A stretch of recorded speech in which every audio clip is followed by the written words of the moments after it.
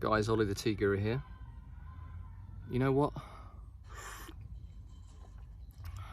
Our life is full of busyness, full of doing, and sometimes it's not till you go somewhere and you have nothing to do, it's just peace and quiet. You just bathe in the silence and the stillness. It makes you realise